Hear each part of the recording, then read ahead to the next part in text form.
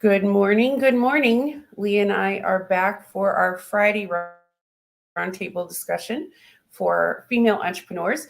And we decided to jump on here today and tackle a subject that isn't discussed as much. And again, that's what we try to focus on, of course, always here. However, this subject is a subject that we're applying specifically to the entrepreneurial mindset. And again, for anybody that's new or listening to this, Lee and I have very different perspectives considering how long we've been entrepreneurs.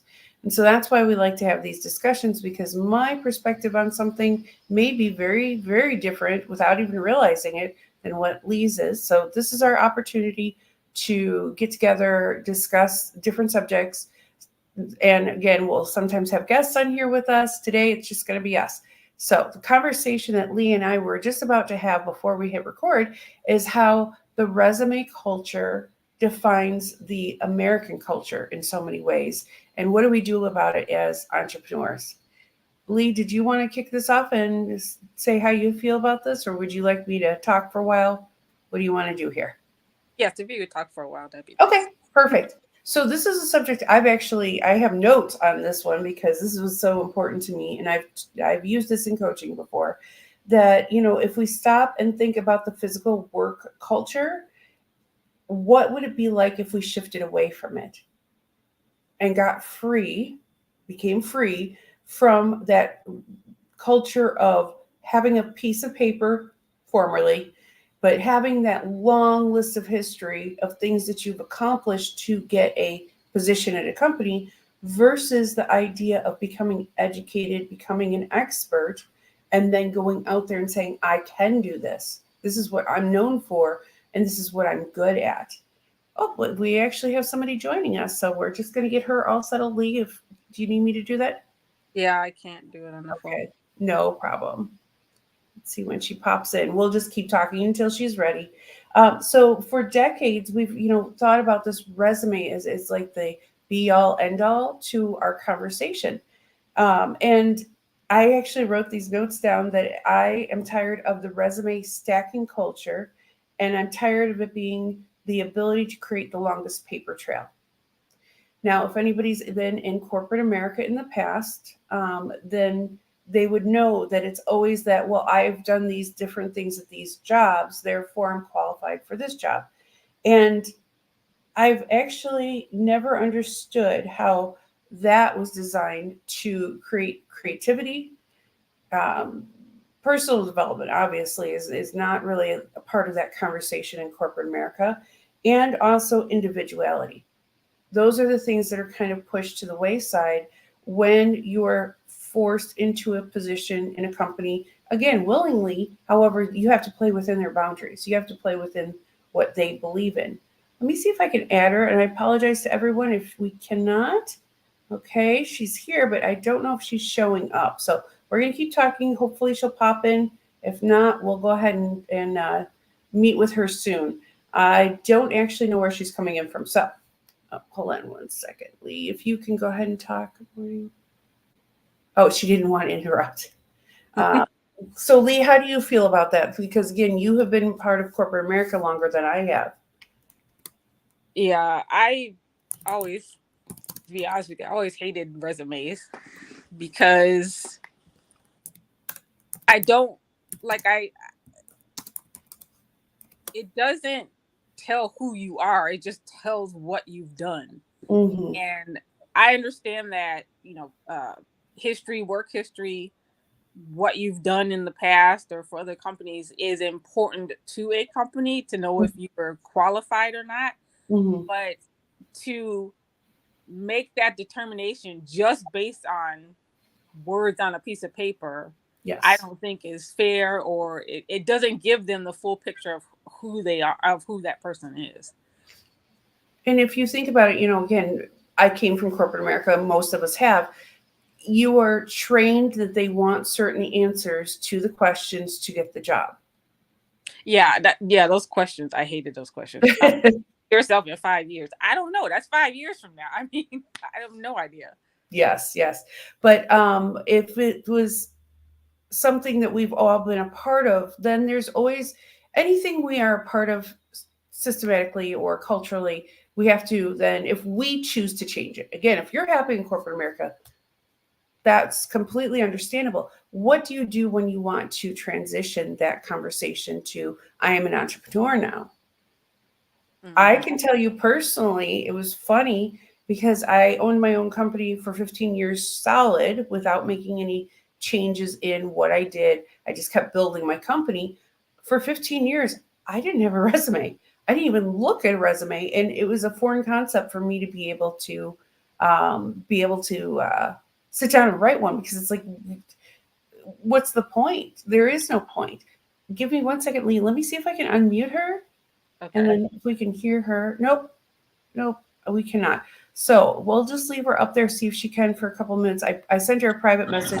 Oh, there we go. Oh, Good morning. good morning. Thank you for joining us. Thank you. Thank you. Pleasure meeting you all. Sorry, this time I'm always driving back for an appointment, but I decided to join because I've been trying to make it since last year and never could. So, That's okay. It's an open door policy, and we're just so grateful that you are choosing to spend some of your busy time with us, because we all understand how difficult it is to be entrepreneurs and still have a real life too. It's yeah. quite a challenge. So, would you first of all introduce yourself a little bit? Unfortunately, she can't be on camera today. We don't want her to be, considering she is driving, but we Yes. need to know a little bit about you as an entrepreneur. We are going to be having you come on and do a podcast with us soon, so we'll talk more about it. But just kind of like that elevator speech of who you are as an entrepreneur and what you're trying to create. Yes. So, Danila Palmieri, I'm originally from Brazil. I've been living here in the US the past 10 years. I came for the corporate world as well and decided to entrepreneur when I moved to the US Mhm. because I could not be a stay-home wife Yes. and mom when my husband when we came he came to work here. I live in Atlanta and yes, I decided to open up a consulting business where we support international companies doing business here in the US, and our core is in human resources. Wonderful, wonderful. I always have found it very fascinating, and thank you for sharing that. That's a wonderful thing and amazing. The thing first that I always think when I meet new entrepreneurs, how the heck did they think that up? I don't know why, but that's where my brain always goes. And what I'm always impressed with is, and I've mentioned this many times, that none of us have the same vision. Every single one of us have a unique vision to bring to life, and because of our culture, because of our history, because of our resume even, does kind of dictate and kind of give us leeway to what are we going to do as entrepreneurs. And yours is just as diverse as Aletheia's or mine, Mm-hmm.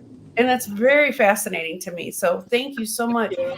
So we were just talking about how, the resume culture, though, really has a lot of parameters that people are used to living within. As in, you're told the right things to say at an interview, what you should and shouldn't discuss on an interview. And again, none of that is bad or wrong. We're talking about leaving that behind, though, especially in our mental state, moving into being an entrepreneur. So you came from corporate and then moved to being a full-time entrepreneur. Was there a transition period for yourself as well? Mm-hmm. Yes. Yes. Oh, sorry. For Oh, me go or for it. for sorry. Go for it. Yes, go for it. The floor is yours.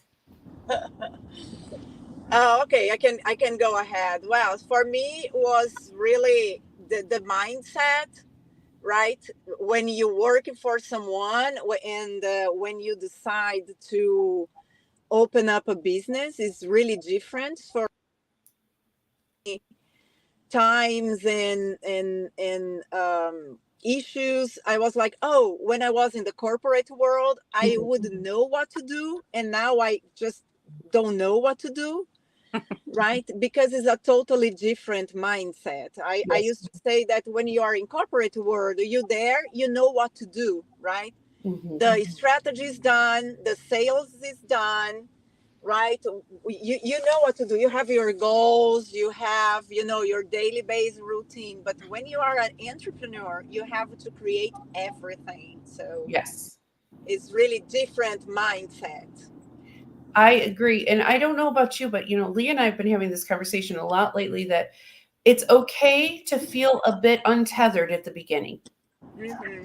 That when you go from the routine of corporate America to the flexibility and freedom that you supposedly have as an entrepreneur, it's kind of easy to go into that fight or flight mode and feel like I can't get it all done. And I'm just as guilty of this one that, I cannot get it all done. There's not enough hours in the day. I can't break for myself to even go to the gym because I have 20 million things to do today. And you have this immense pressure on ourselves. However, with that flexibility comes the freedom part that you can put in the parameters to say, no, I matter. I need to take time for myself, and this will be here tomorrow. Mm-hmm. And that untethering process, it feels a bit weird. And I have talked to, I think 3 people, yes, in the last 2 weeks that have just either officially left corporate America or have decided to. And every single person I have said to them, don't forget, you're going to feel a little untethered for a while. It's okay. You're going to get past it, but it's kind of a rite of passage because you have taken control of your entire schedule.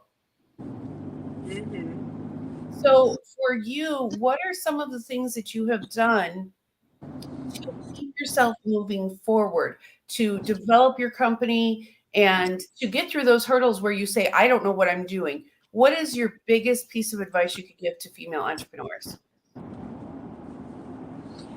I would say be patient to yourself and design a routine, right? Yes. Where you're gonna dedicate time for you, for your family, and for your business, right? So I've been doing this since I'm entrepreneur. So having your morning routine and kind of block times on your schedule to have things done, right? And be careful to not to work for yourself as an employee for yourself, because we tend to go to the more operational side, but Yes. we needed to be the architect, right, for the Yes. company. We need to think strategically, and we have to put time to do that in our schedule as well. Even though you are a solo entrepreneur and you kind of need to sell and you need to deliver it, but put time to strategize and to plan next steps and to make it have it done. That's my two cents on that. I completely agree with you. And in fact, a lot of times with younger entrepreneurs, my advice goes completely with yours of saying there's time you need to work inside of your business and there's time you need to work in front of your business or projecting it out. So it's 2 different things. There is the operational side, like you said, but there's also the how do I get this out there part. And it has to be balanced as well. But to your point, I completely agree again about being the architect.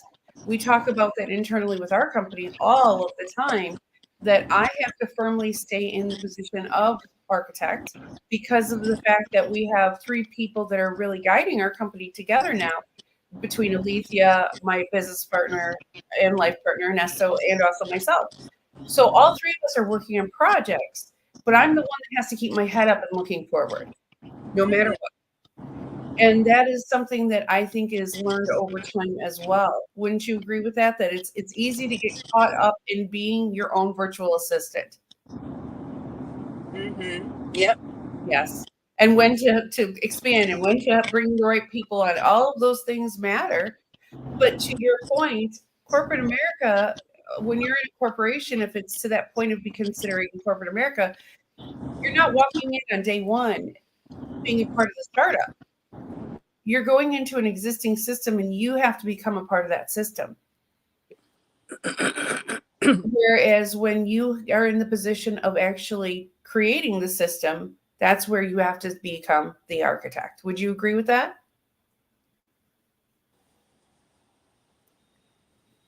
Uh-oh. I think we lost her a little bit. Again, we'll see if she can come back. We're just so grateful she jumped on. This was a lot of moving parts to get her to be able to be available with us, just because of being so busy. And so we're so grateful. So Lee, you are a great example too. If you'd like to answer that question about, the transition between being in an environment where you are part of the system versus now you're building your own company. Has it been a little bit untethering? As in, like, hold on, I make all the rules. How does that make you feel? Yeah, actually, I was gonna comment on this. It's a little.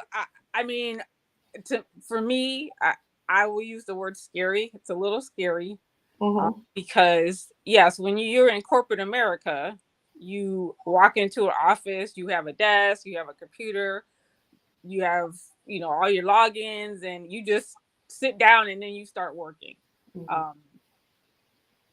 When you become an entrepreneur, all those things that are already done for you when you walk into an office in corporate America is now your responsibility. And structuring your business, um, building your business, it,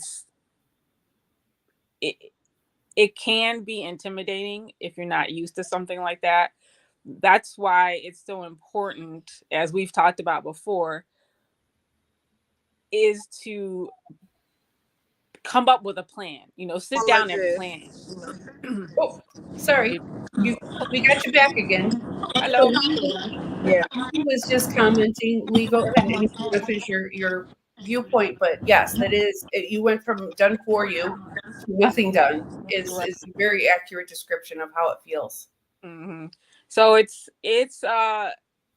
planning and having a strategy and really having some help, whether Yes. it be a mentor, whether it be joining groups on social media for guidance, however it works for each particular person. But having someone to guide you, having that education, educating yourself, all those things are important to be able to give you some ground to walk on and to start building. And this is something, and I know we'll all three agree with this, but there are so many ways to build your business nowadays, and that's an understatement. Basically, it's too general of a statement, but it's where we have to kick off. As in, the sky's the limit, and because of all of the digital technology assets, all of the things that are out there, we can do whatever we want to build a company, including with automation and everything else. The amount of bodies you need. There's a Mhm. lot of ways to, again, nowadays you don't necessarily have to hire a receptionist. We don't. We don't even have to worry about that because everything's electronic. Another example is accounting. It's something that we decided from day one we wanted it incredibly automated. So everything is within a system that works for us. And then we monitor the system versus having a person take care of that for us. Those are just two examples. There are ways for us to build in a lot of things that were even 5 years ago would have required a person or more overhead or things like that. So yes, it is overwhelming, but that's where the education part comes in. That if we are educated along the way, again, it's not going to happen overnight, but little by little, you build your education and then you form your company. And a little by little, you form your education or build your education and form your company. Because being an expert in business is just as important as being an expert within the field that you choose to be in. It has to be both. And it is a learning curve. And then at the same time, you're getting rid of the old thought process of corporate America.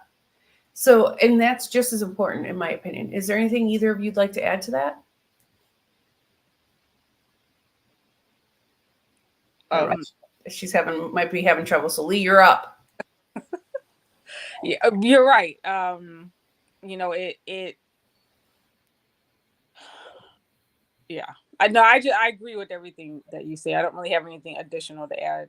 Yes. So that's a good point too. So the whole reason why we bring this up today, though, is do not get discouraged.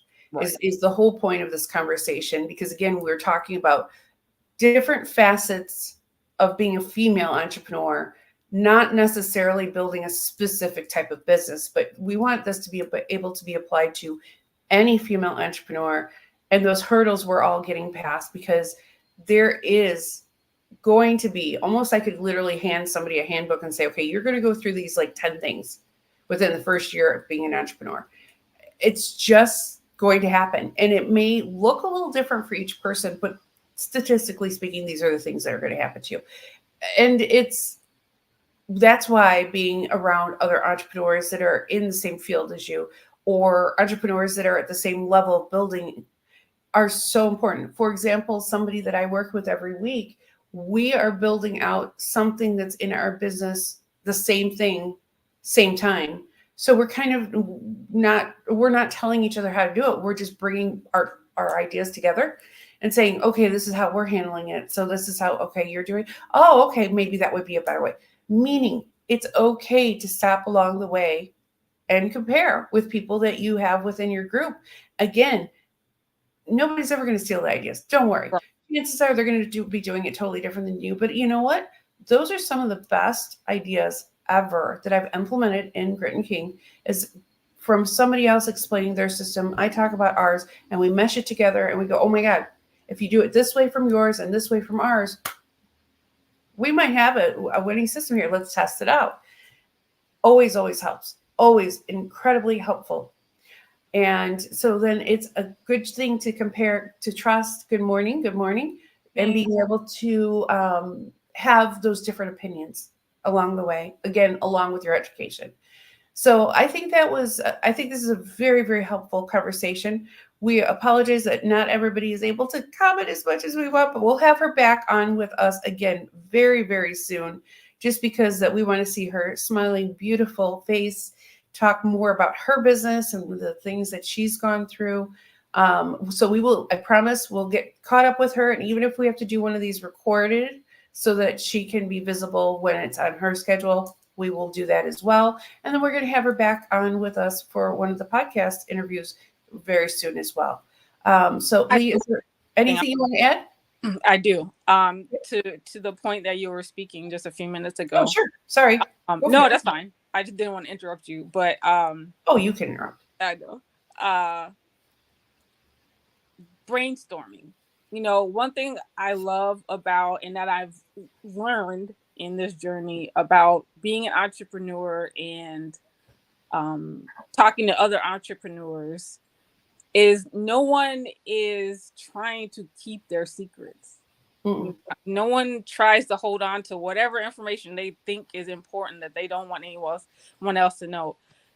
The entrepreneurial world is very giving, very sharing, and yes, they want to pay it forward. They've been successful in different areas and they want other entrepreneurs to be successful, and they're willing to almost give away their experiences, their advice, their instructions. So I love it. And again, as we've mentioned a few times, that's one of the many reasons for this group, is because we have entrepreneurs in this group who we can ask for advice, who we can ask for, ideas or whatever the case may be. And so taking advantage of groups like this is very important. And that to me gives me some courage and some comfort, because I know that I don't have to be alone. Yeah. I know that there'll be the people there who will help me. And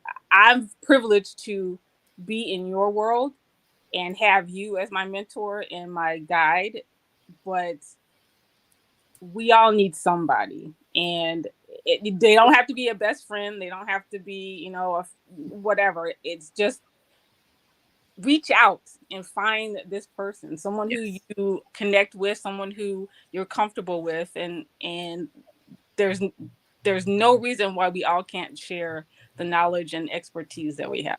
Absolutely. And to your point, though, I think that's where you should have multiple mentors, because everyone will have a different perspective. And I can't even tell you how many times I've had breakthroughs from mentors myself. I had one in December where what I thought I was struggling with was totally different from what I needed to hear to have that breakthrough.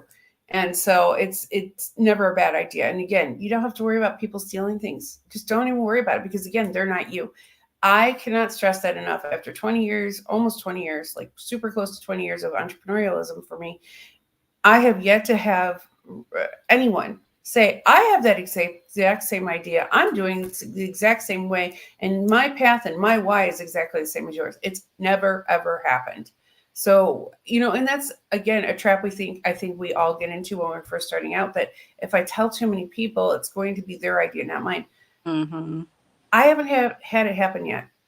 And if somebody did, okay, let's be honest. If somebody did try to steal your identical company and do it their way, let them, because they are not you. I learned that again with my first company for 15 years, that a lot of my clients were my clients because they enjoyed not just what I could do for them, but the conversation that went with it and the mental break from life that they felt when they were there in my studio. And all of that added up to that client being right for me. Mm-hmm. So doesn't matter if somebody was doing the identical thing. It's going to come down to who you are and your interaction with your ideal client, plain and simple. So we need to not let any of the rest of the stuff worry us. And all we need to do is stay focused on us and our path forward. And again, be the architect. Don't be the VA to yourself, because it's just unkind and it happens to all of us, but you got to pull yourself back out of it as soon as you catch it. And really just focus on what you want to do and how you want to serve the world, because all the rest of the pieces will fall in place. It's not overnight, but consistent effort will add up very, very quickly. So Lee, do you want to go ahead and bring us home? And again, our beautiful guest, we will have her back with us as soon as possible. Yes. And again, even if we have to do a recorded session at 2 a.m., we'll do it, so that you can see her beautiful face and get more from her as well. So, Lee, do you want to go ahead and finish everything for today? I just want to thank everybody for watching or watching the post, rewatching, and just remember, if we can do it, you can do it. Absolutely. Well, we'll be back very soon. Lee's back on Monday morning. I'll be back on Wednesday. In between, we have a brand new podcast coming out. And we're going to be adding some new activities in here very, very soon. Lee has a bunch of new projects coming up, so she's actually having a training on those coming up after this. So that's how it goes. It's a forever moving machine, and we're Yeah. going to keep dedicating more and more effort to it to give as much as we can in this group. And all we ask in return is for more beautiful guests to show up in their jammies with their coffee and be open and have that discussion with us about what are you struggling with, what can we all do together to move forward. And that's all we can offer. We can offer cheerleading, support, and some coffee drinking with you. So have a wonderful day to everybody that catches this either live or in the replay, and we will see you on Monday. Bye. Thank you. Bye bye. Bye, Daniela.